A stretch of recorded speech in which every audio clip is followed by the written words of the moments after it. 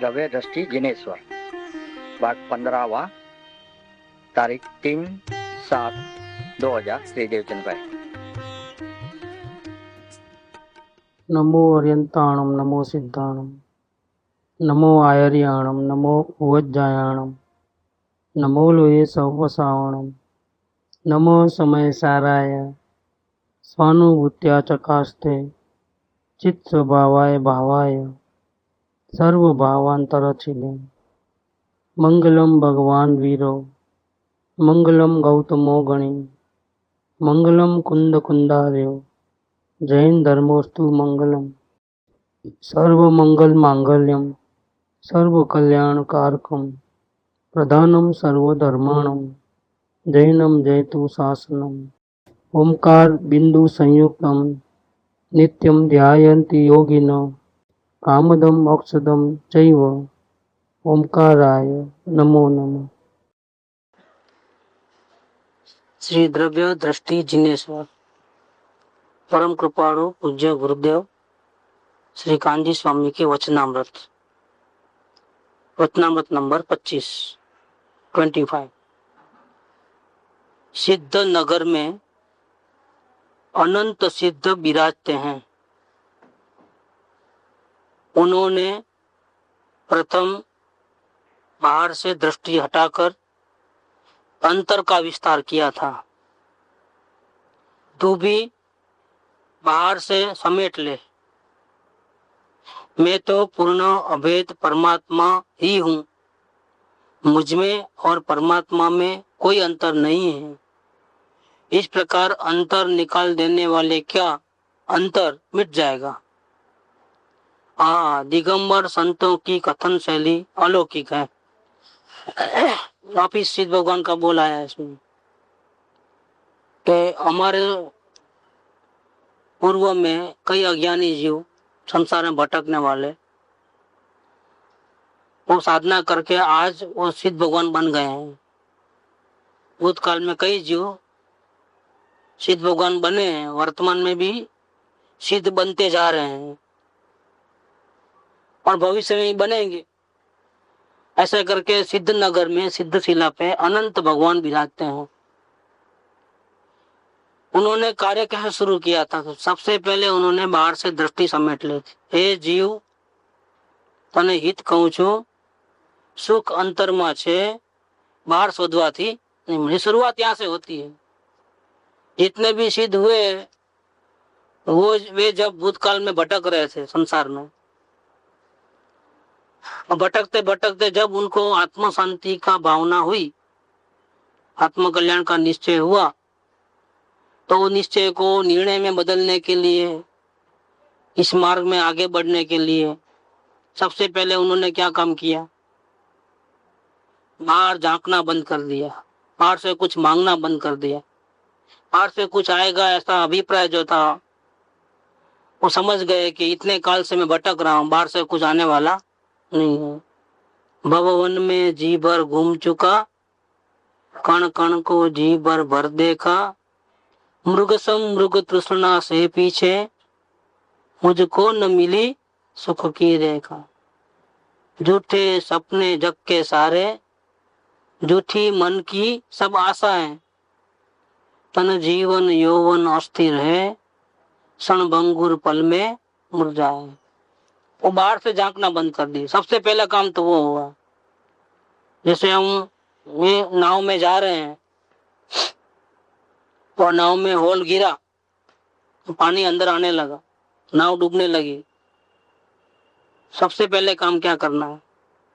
जो अंदर घुस गया वो पानी को बाहर निकालना कि सबसे पहले होल को बंद करना? पहला काम क्या? सबसे पहले वो होल को बंद करना पड़ेगा। क्यों? कि पानी को निकालोगे तो नया पानी आ जाएगा। सबसे पहले नुकसान बंद करो, फिर जो नुकसान हो चुका है उसको निकालो। डॉक्टर भी दवा देता है तो ऐसा ही देता है। रोगी को देखता है, फिर नया रोग नहीं बढ़े पहले उसकी दवा दे देता है, परहेजी बोल देता है, दवा भी दे देता है, और फिर थोड़ा संभलते ही अंदर में जो घुस गया है रोग, वो बिल्कुल निकल जावे और ताकत आ जावे, ऐसी दवा बाद में देता है। पहले प्रिवेंशन, बाद में क्योर। यहाँ पर भी जो सिद्ध भगवान बने, उन्होंने सबसे पहले कार्य क्या कर दिया कि राग द्वेष के जो निमित्त हैं, राग द्वेष कराने वाले नहीं, राग द्वेष कोई करा सकता भी नहीं, लेकिन राग द्वेष के जो निमित्त है, और हम कमजोर हैं, हमारे में आत्म भावना में बहुत कमजोरी है, और राग द्वेष के निमित्त हमारे संयोग है।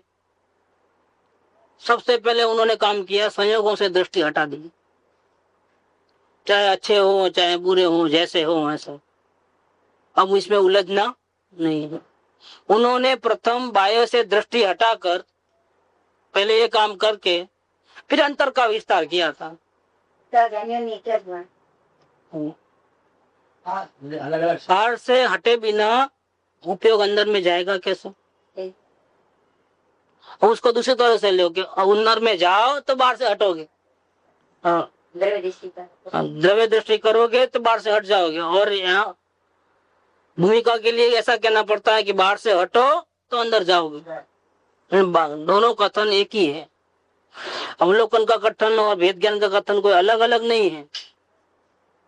अवलोकन में ये है कि बाहर से हटो, और भेद ज्ञान में ये है कि अंदर जाओ, तो बात एक ही हो गई।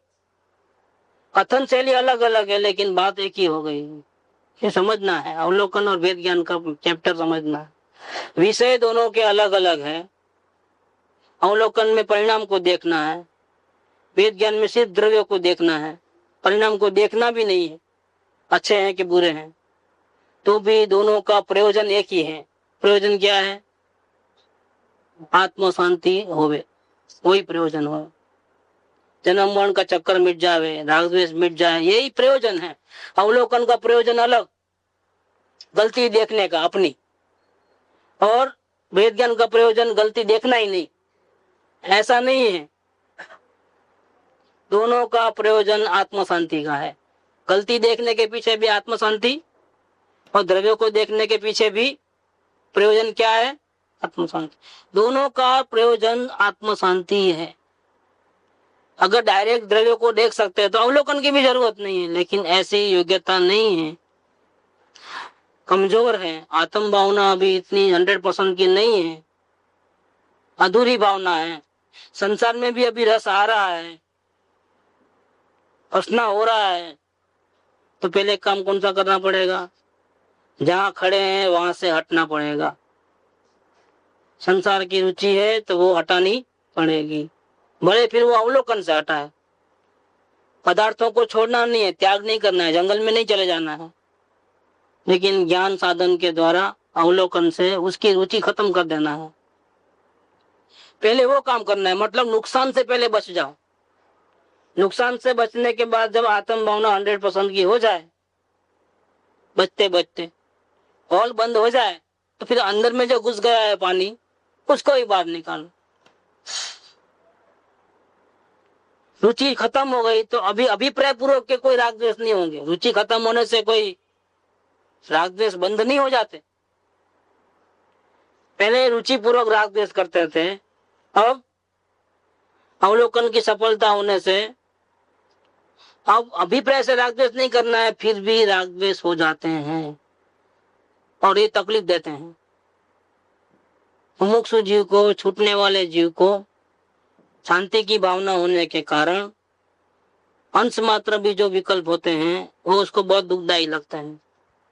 तब श्री गुरु कहते हैं कि भाई राग द्वेष भले ही होते हैं, लेकिन तेरा अभिप्राय तो नहीं है ना। कैसे मालूम पड़ा अभिप्राय नहीं है हमारा राग द्वेष करने का? हाँ, राग द्वेष होता है तब दुख होता है। इस पर से पता लग गया कि राग द्वेष भले ही हो रहे हैं, लेकिन हमारा कोई अभिप्राय नहीं। ये दुख लगना मतलब आत्म भावना बढ़ रही है। आत्म भावना अगर है तो राग द्वेष के भाव होंगे जरूर, लेकिन दुख भी साथ में लगेगा। यह हमारा प्रयास नहीं चलेगा, हम कहीं भटक जाएंगे, उलझ जाएंगे, तो भी इसका दुख बहुत लगेगा। तो समझना कि हमारी आत्म भावना बढ़ रही है, इसके बिना कोई चारा नहीं है। आत्म भावना है नहीं रुचि संसार की पड़ी है और हमको आत्मा के अंदर दर्शन हो जाएंगे, आत्मदृष्टि हो जाएगी, स्वानुभूति होगी, ऐसा तो 3 काल में बनने वाला नहीं है। इसीलिए जो अनंत सिद्ध भगवान वहां विराजते हैं सिद्ध नगर में, उन्होंने भी सबसे पहले कार्य क्या किया था ये बता रहे हैं। दुख लग रहा, फिर भी वो अभिप्राय नहीं बताता कि दुख लग रहा।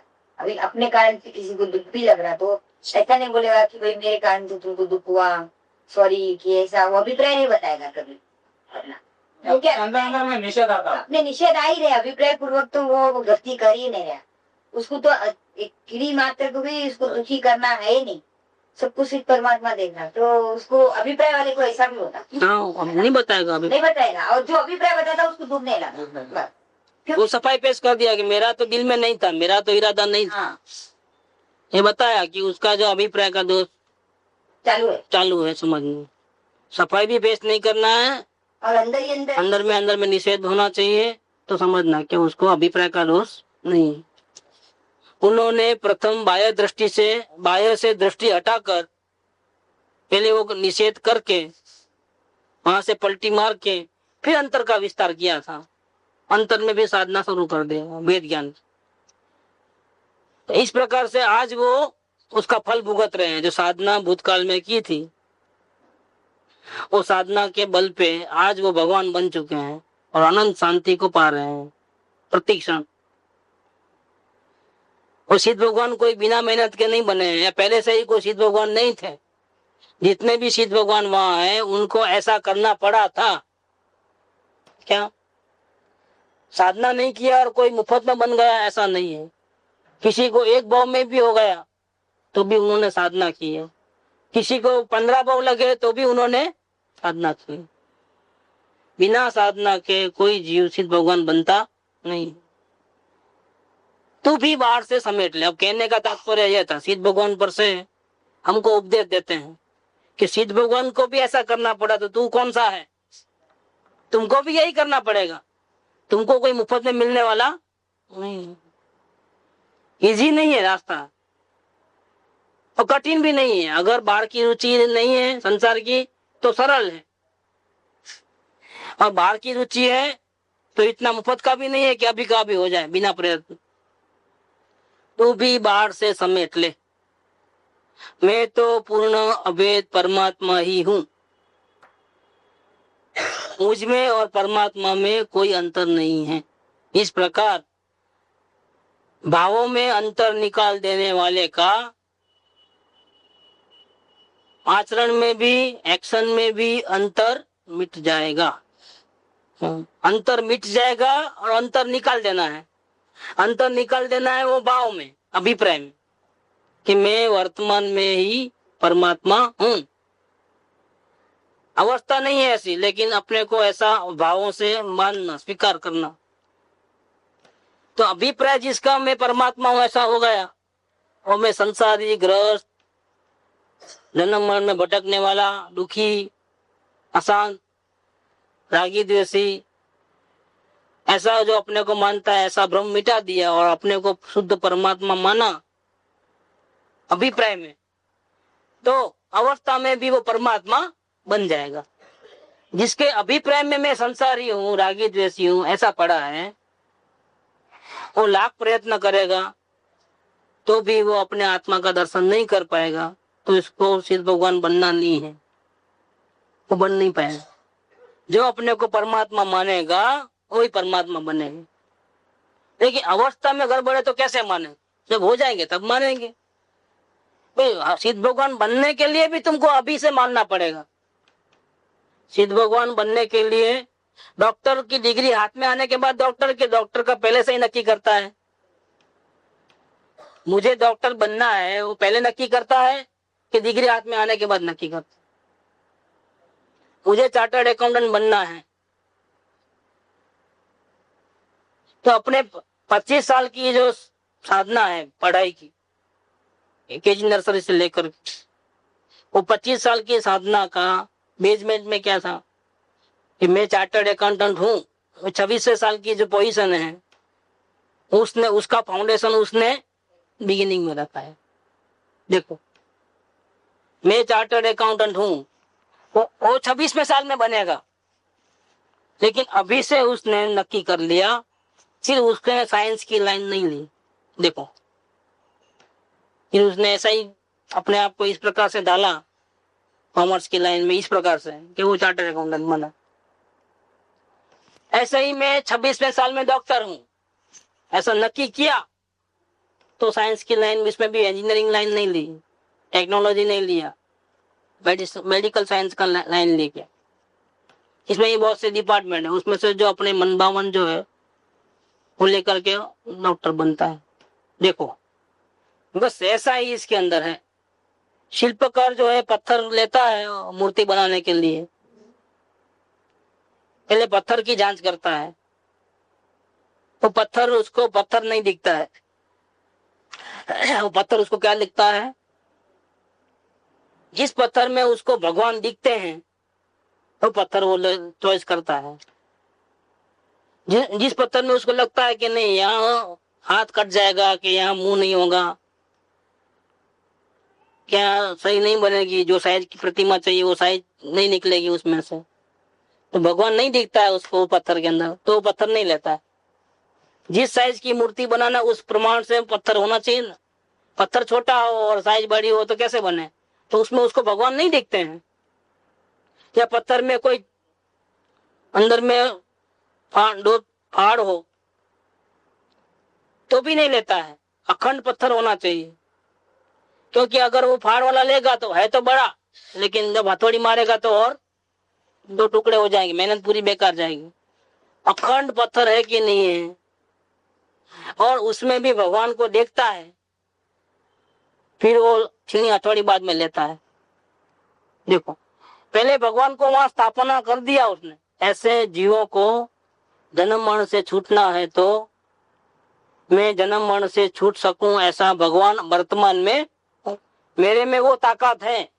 नहीं नहीं मैं पामर हूं, मैं कैसे बनूं, तो फिर गया वो पहले से हिम्मत हार गया। मैं भगवान हूं, भगवान बन सकता हूं, ऐसी ताकत मेरे में है। उसने यात्रा शुरू कर दी।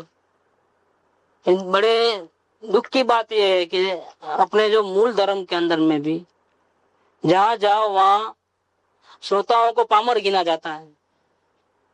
तुम ऐसे पापी हो, तुम बीड़ी पीते हो पापी हो, रात को खाते हो पापी हो। कोई किसी को भगवान मानने को तैयार नहीं है। क्या कहीं भी जाओ, व्याख्यान सुनने जाओ, पूजा भक्ति में जाओ, मंदिर में जाओ, किधर भी लोग अपने को क्या बोलेंगे? भगवान कोई नहीं बोलेंगे। ऐसी बात भी सुनने को नहीं मिलती है कि तुम भगवान हो। इसलिए यहाँ गुरुदेव तारीफ करते हैं कि हाँ, दिगंबर संतों की कथन शैली अलौकिक है।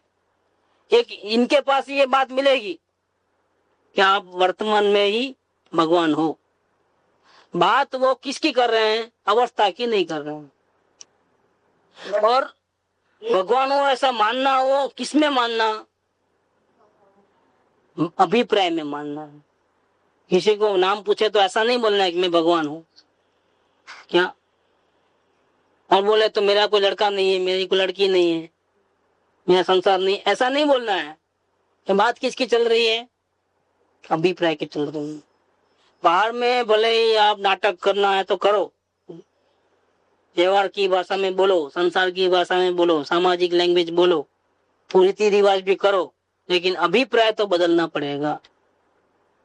तो इसके बिना तो कार्य होने वाला नहीं है। ये अभिप्राय का जो चेंज है बहुत बड़ा चेंज है। जो अपने को वर्तमान में भगवान स्वीकार करेगा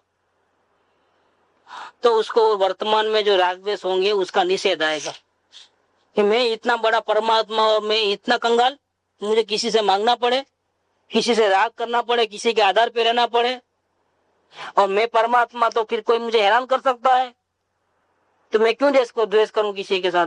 कोई मुझे हैरान करता नहीं, मुझे मेरा कोई दुश्मन नहीं है और मेरे को कोई हेल्प करने वाला नहीं है। परमात्मा को कौन हेल्प करे? परमात्मा को हेल्प की भी क्या जरूरत है किसी की? अपने को परमात्मा स्वीकार किया तो अंदर से ही पावर आता है। और जैसे परमात्मा का कोई बाल भी बांका नहीं करता है। परमात्मा का क्या? जो परमात्मा के शरण में जाता है, राम शरण में, हरि के शरण में, उसका भी कोई बाल बांका नहीं करता, परमात्मा का क्या करेगा?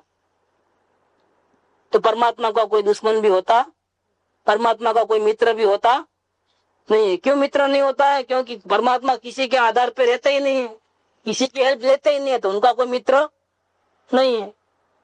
और परमात्मा का कोई शत्रु नहीं होता है। उल्टे बड़े बड़े डाकू लोग भी डरते हैं, जब उनको भी तकलीफ आती है तो किसका नाम लेते हैं? देखो, वही भगवान के शरण में जाते हैं।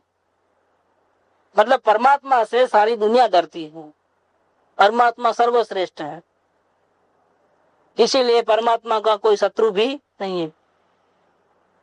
तो परमात्मा का न मित्र है, न परमात्मा का कोई शत्रु है। परमात्मा कैसे हैं फिर? वितराग है। उनको किसी के प्रति राग, द्वेष, क्रोध, मान, माया, लोभ ऐसा कोई दूषण उनमें 18 दोष रहित हैं। हरियन परमात्मा कैसे हैं? 18 प्रकार के दोष रहित हैं। ऐसे अन्य कहीं भी देव का स्वरूप ऐसा नहीं है। कोई भी धर्म में जाओ, 18 दोष से रहित कोई भी धर्म में नहीं है। तो अपने अपने देव मानते हैं, जैसे कोई क्रिश्चियन लोग जीसस को मानते हैं, मुस्लिम लोग पैगंबर को मानते हैं। ऐसे सब वेदांत में ले लो, इधर इधर ले लो, जिनके जो देव हैं, जिनको वो आदर्श मानते हैं। कोई ऐसा ही पंथ है कि वो माँ को आदर्श मानता है, माँ ही भगवान है। क्यों? कि भगवान भी माँ से पैदा हुए, भगवान को पैदा करने वाली माँ।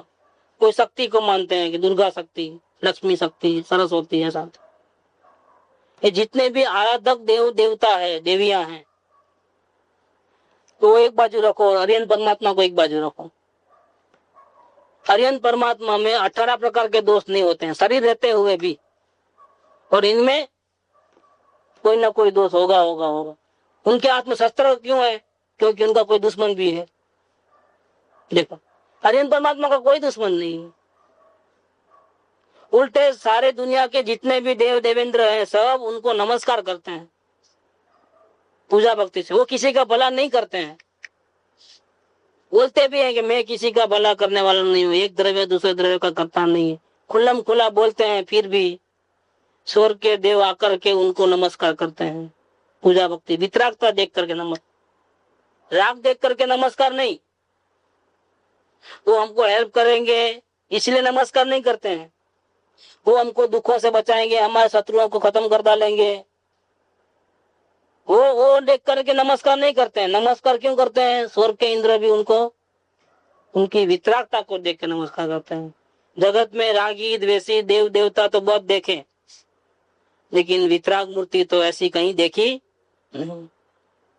संपूर्ण सुखी, संपूर्ण ज्ञान, संपूर्ण वितरागता जिसमें है, 18 दोष से रहित हैं, ऐसे श्री हरियन परमात्मा का ये मार्ग है, उनका कहा हुआ ये मार्ग।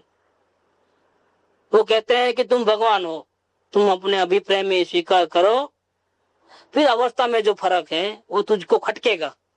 जब तक तुम भगवान अपने आप को नहीं स्वीकार करोगे, संसारी स्वीकार करोगे, तो फिर तुम्हारे में राग द्वेष होंगे, तो तुम क्या बोलोगे? हाँ भाई, हम संसारी है तो राग द्वेष तो होंगे ना, तुमको एक बहाना मिलेंगे।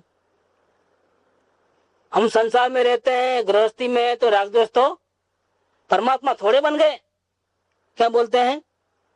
तो राग द्वेष करने का दुख नहीं होगा, क्योंकि हमारी भूमिका में तो ये होता ही है ना। देख लो, हमारे को क्यों, सारी दुनिया को देख लो, जितने ही भटकने वाले जीव है राग द्वेष करते हैं कि नहीं करते? अरे ज्ञानी भी जब तक परमात्मा नहीं बने तब तक ज्ञानी की दशा में भी राग द्वेष होते हैं कि नहीं होते हैं? आप ही देख लो। फिर क्या हम अकेले मिले क्या गालियां सुनने के लिए? हम राग द्वेष करते हैं तो क्या तकलीफ करते हैं? है हम संसारी, राग द्वेष तो होंगे। अगर वो अपने को स्वयं को परमात्मा माने तो उसको अच्छा नहीं लगेगा, होंगे, लेकिन उसको अच्छा लगेगा ये मैं क्या कर रहा हूँ, कहाँ उलझाऊं। ये जो साधना करने वाले ज्ञानी हैं, उनको संसार में कहीं भी उलझना पड़ता है, उलझते भी हैं, लेकिन अंदर में वो रोते हैं, अभिप्राय से उनको अच्छा नहीं लगता है। बंधन उनको पसंद नहीं है, ये संसार के प्रपंच उनको पसंद नहीं, उनकी भावना के विपरीत है वो। ये झमेला, ये प्रवृत्ति, ये परिग्रह की वृद्धि, ये राग द्वेष के भाव परिणाम उनको पसंद नहीं आता है।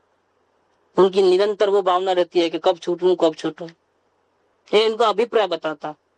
अभी तो अशुभ भाव से छूटने की बात है, बाद में क्या रह जाएगा, भावना सफल होगी तो अशुभ भाव के निमित्त सब हट जाएंगे।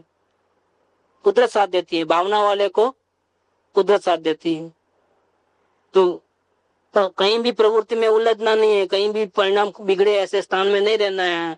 ऐसी जो भावना निरंतर चलती है तो क्या होता है, जहाँ चाह वहां भावना से जो पुण्य बनता है उसका जब उदय आता है तो ऑटोमेटिक व्यवस्था ऐसी बनती है कि उनको निवृत्ति मिल जाती है या ऐसे संयोग मिल जाते हैं, सत्संग का वातावरण मिल जाता है, जो संग उनको पसंद है, वितराग देव गुरु शास्त्र की आराधना का प्रसंग, वहां उनको एकदम ऑटोमेटिकली मेल बन जाता है, तो उसमें वो रह जाता है।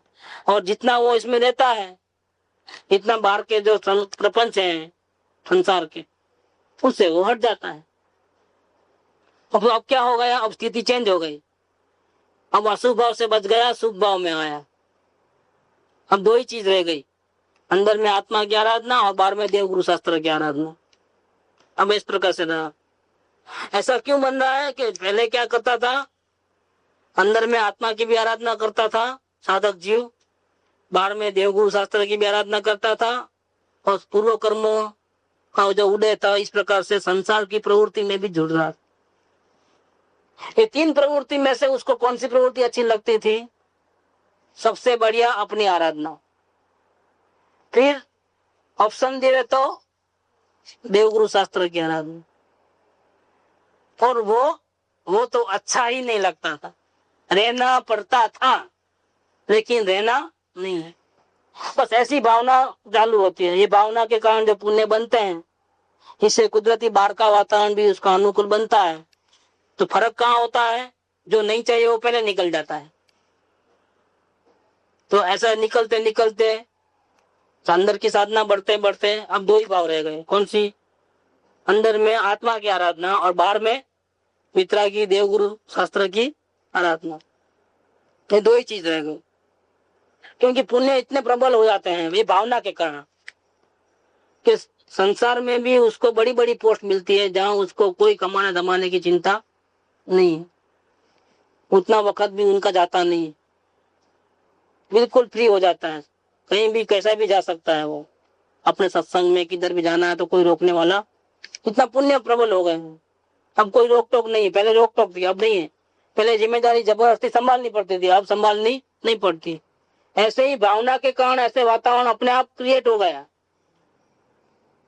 अब दो ही चीज रही, देवगुरु शास्त्र की आराधना और अंदर में आत्मा की आराधना। जब ऐसी स्थिति होगी तब और एक चेंज आएगा।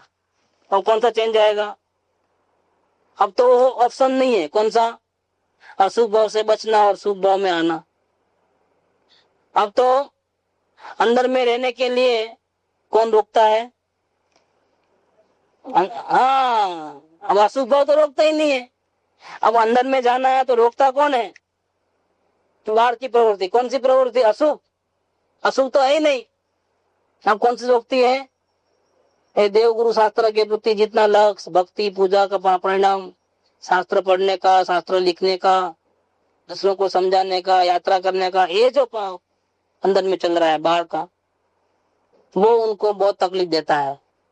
पहले अशुभ भाव तकलीफ देते थे, अब अपनी अंदर की ताकत बढ़ी तो कौन तकलीफ देता है, अपने ही ऐसे परिणाम जो देवगुरु शास्त्र की आराधना में लगे हैं वो तकलीफ देता, क्योंकि वो अपने भगवान से मिलने से रोक रहे हैं, वो उससे बर्दाश्त नहीं होता है।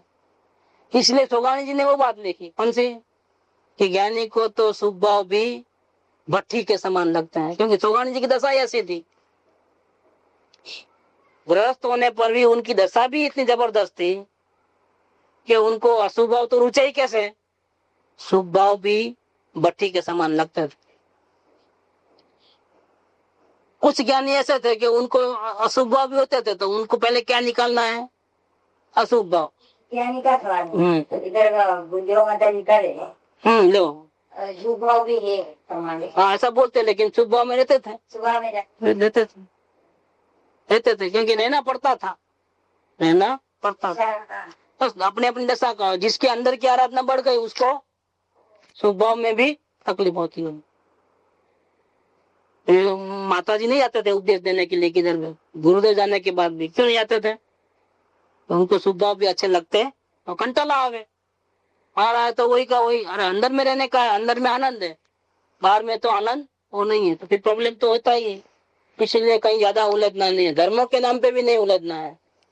हैदराबाद में मंदिर बन रहा है, आप आओ, आपकी हाजिरी बनाने का है, लेकिन गुरुदेव नहीं है तो क्या चलो मैं संभाल लूं भागदौड़, नहीं आप मुझे कहीं जाना।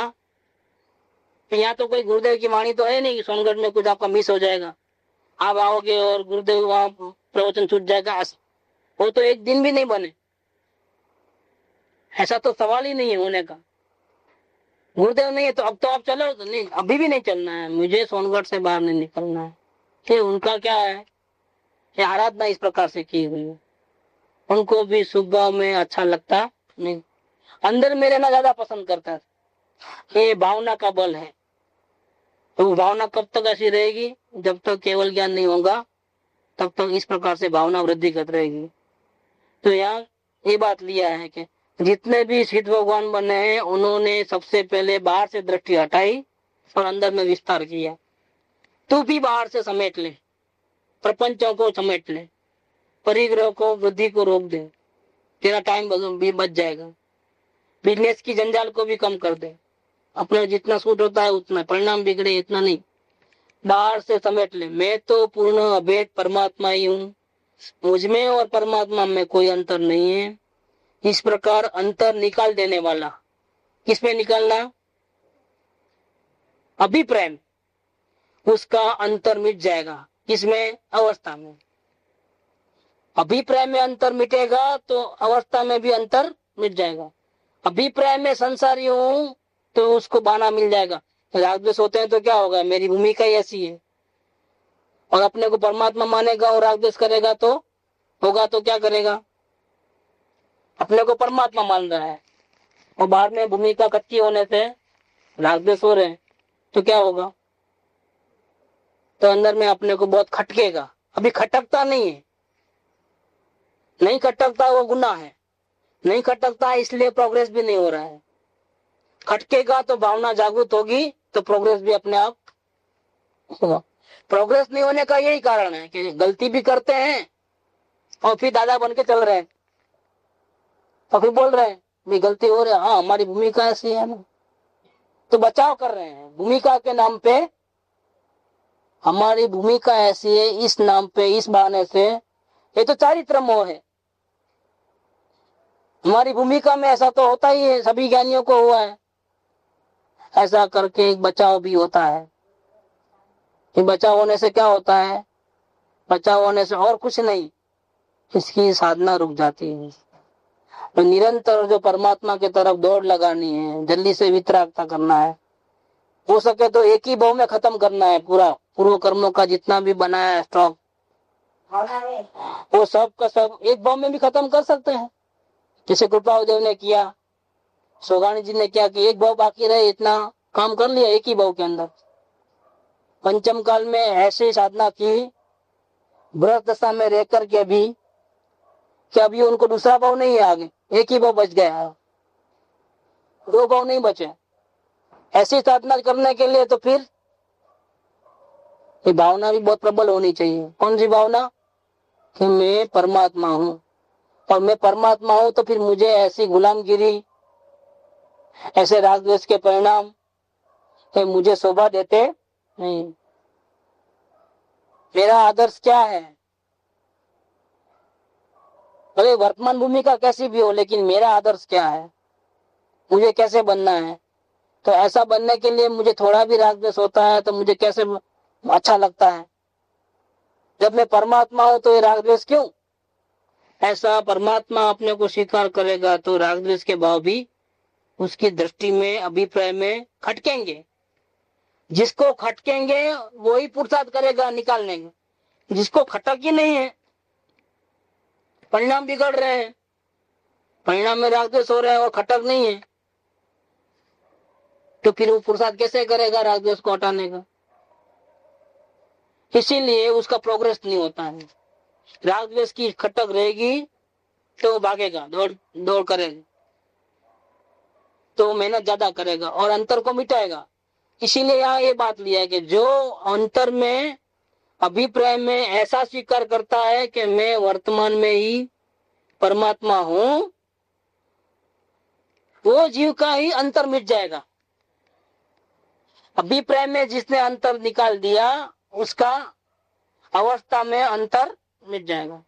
जिसका अभिप्राय में अंतर नहीं मिटा है, मैं तो ऐसी भूमिका में हूं, मैं तो ऐसी भूमिका में हूं, तो अपने भूमिका को देख करके अपना लेखा जोखा करता है, और परमात्मा को अंदर में जो द्रव्य है उसको देख करके अपना वैल्यूएशन नहीं करता है, तो गड़बड़ हो जाएगी।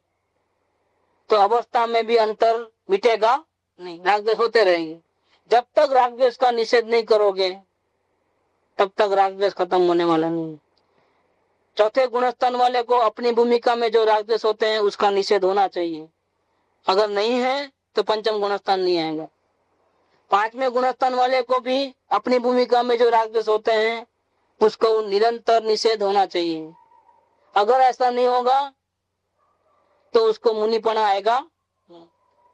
मुनिपना को भी जितना उपयोग बाहर में पंचमहाव्रत पालने में लगता है, शास्त्र लिखने में लगता है, भगवान की भक्ति करने में लगता है, जितना उपयोग बाहर रहता है उसका उसको निषेध होना चाहिए।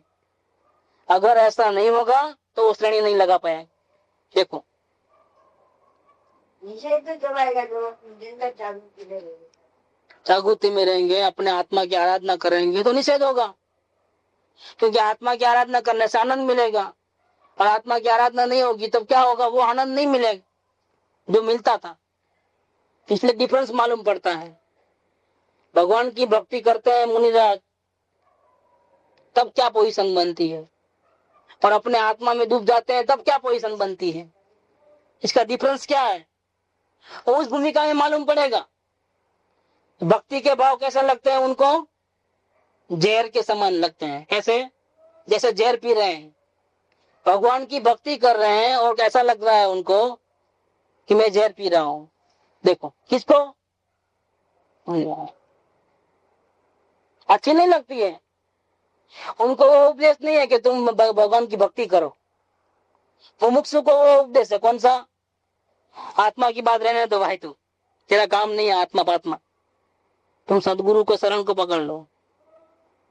देखो मुमुक्षु को वो उपदेश है, सदगुरु के बिना तेरा काम होने वाला नहीं है। प्रत्यक्ष विद्यमान सदगुरु को शरण को पकड़ करके जैसा बोले ऐसा करो, तुम अपना ध्यान भी मत करो। कृपाल ने कह दिया कि ध्यान करने जाएगा तो वो मुमुक्षु नहीं है। देखो कैसी बात किया है, अलौकिक बातें हैं। मुमुक्षु को ये बात किया, मुनिराज को क्या बोलेंगे, भक्ति करते हो, बहुत बड़ा गुनाह करते हो, जाओ अपने आत्मा में। ये भक्ति करने के लिए दीक्षा ली है। देखो अभी भूमिका बदल गई। जिस जिस भूमिका में जैसा जैसा पोजीशन रहता है निषेध है। मुमुक्षु का उपयोग संसार के प्रपंचों में जाता है अभी, और आत्मा में जाना है लेकिन जाता नहीं है। उसको एक आधार की जरूरत है, जिसके आधार के बल से वो बाउंड्री से बाहर न जावे। तो कौन रोकेगा, ज्ञानी पुरुष की भक्ति उसको बचा लेती, लिमिट से बाहर जाने देती, लिमिट के अंदर रखती, ताकि वो अंदर की साधना बढ़ा करके आत्म साक्षात्कार करे, ऐसी योग्यता प्राप्त कर सके। भक्ति के बिना वो योग्यता प्रकट नहीं होती है, दर्शन मौका अनुभव खत्म नहीं होता है, तो आत्मा का दर्शन भी कर सकता, भावना होने पर भी नहीं कर पाता है। इसलिए कह दिया भक्ति के बिना मुक्ति नहीं है। मुक्ति सभी को मिलती है लेकिन भक्ति सभी को मिलती, जिसको भक्ति मिलती है उसको तो मुक्ति निश्चित मिलती है, इसलिए कह दिया है। भगवान मुक्ति આપવામાં કૃપણ નથી, ભક્તિ આપવામાં કૃપણ છે। भगवान ने वो लोग શા માટે હશે, अब ये अर्थ करके बताओ, बोलो बड़े बड़े विद्वानों को, बेजा ही काम न करे, क्योंकि उनको तो लकी का फकीर मालूम है ना। भक्ति माने शुभ राग, वो कैसा है, जहर है।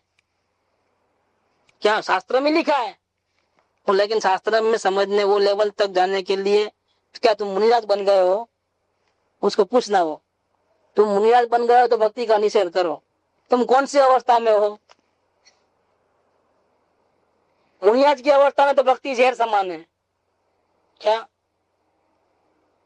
लेकिन तुम है तो अभी आत्मज्ञान भी नहीं हुआ है और सिद्धांत रट लिया है, भक्ति माने शुभ राग, वो शुद्धोपयोग नहीं है। इसलिए क्या करना, चौकड़ी लगा दो।